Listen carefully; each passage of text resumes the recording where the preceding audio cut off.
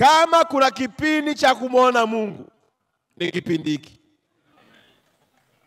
Hivi fikiria, una mkuu wa mkoa ananena kwa lugha.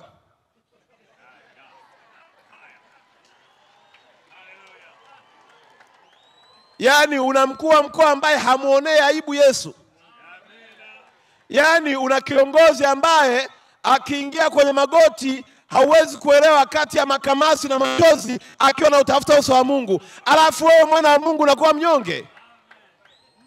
Kama mimi nanyenyekea pamoja na mabunduki yote yaliyoko kwangu yako chini yangu, pamoja na vyombo vyote vya ulinzi, lakini najua sitatoboa kama Yesu hata kwa upande wangu. Jana nilikuwa naongea na mtumishi wa Mungu mmoja anaitwa Pastor Debora. Kaniambia, nimekuja nyumbani kwako Dar es Salaam, nimeweka bendera ya Israeli na nimeweka bendera ya Tanzania. Nataka uende kuomba na hizo bendera zisishuke. Leo nafika hapa ninaiona bendera ya Israeli, naiona na bendera ya Tanzania, na katika mkoa huu havitashuka. Tutaendelea kulitunza agano la Mungu katika mkoa wetu. Mtanisamehe sana kama siongea mambo ya serikali. Fikiria mimi ni mtumishi wa serikali ya Jamhuri ya Muungano wa Tanzania. Ona ninavyotamba. Sasa hawa walioajiriwa na Mungu ninaonea wivu mkubwa, kwa sababu wanayemtumikia ndio Alfa na Omega.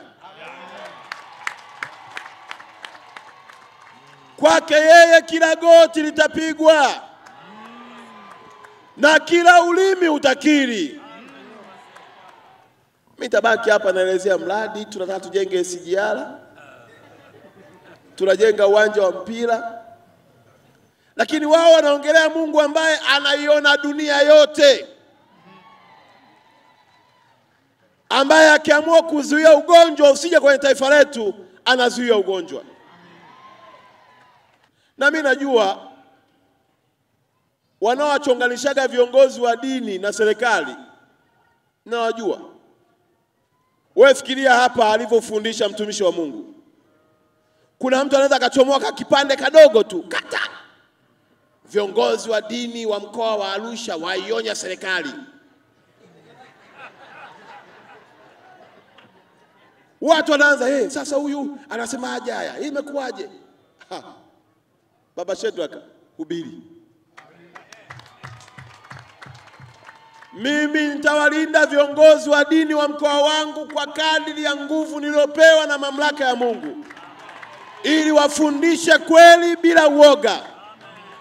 Lazima tuambiwe tuko kwenye mwaka wa uchaguzi. Watumishi wa Mungu, niwaombe sana, niko chini ya nyayo zenu.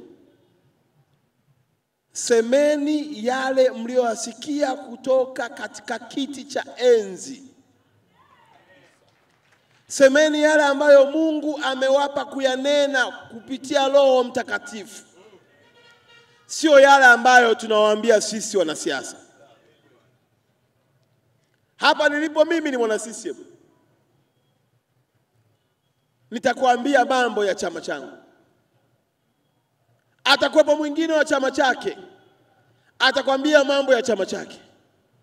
Lakini ili wewe upate kibali mbele za macho ya Mungu, yatamke yanayotoka kwenye kiti cha enzi, kwa kwa ndani yake yana uponyaji. Kama ambao tunaambiwa neno la Mungu ni kama upanga ukatao kuwili. Hutanipendelea mimi wala hutampendelea mtu wa chama kingine, bali utasema mambo yaliyotoka kwenye kiti cha enzi cha mwajiri wako.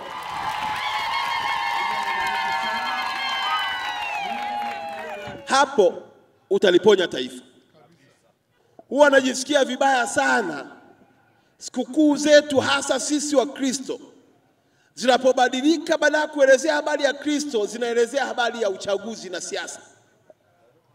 Utasikia tu magazeti yamejaa viongozi wa dini ya Kikristo wakemea, walani Lakini yote yanayolaaniwa na kukemewa ni matokeo ya dhambi. Sababu dhambi inazaa mauti. Asi tupambane na hii dhambi ili ya matokeo asifanye nini? Kama kuna viongozi wanakosea, ni waumini wetu, wako makanisani, wako misikitini, tutumie nafasi hiyo kuwaonya, kuwafundisha, kuibadilisha mioyo. Na ndio maana wanapenda neno la mwisho nimalizie katika kitabu cha Ezekieli.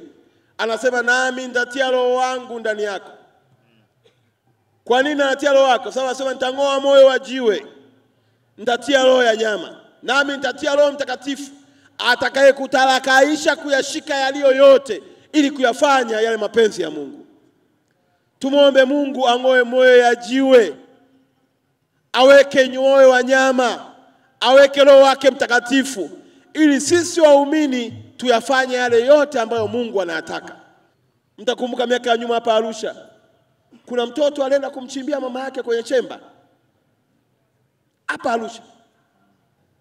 Hasa fikiria huyu mtoto angepata nafasi ya kuwa mkuu wa mkoa, angefanyaje?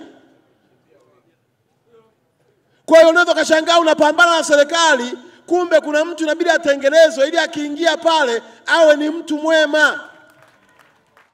Mnenaji, lakini narudia tu kuimarisha kwamba amani tulionayo tusichezee, na ikiondoka hakuna hata moja atakayenufaika na kuondoka kwa amani. Kwani ukiotesha embe utavuna nini?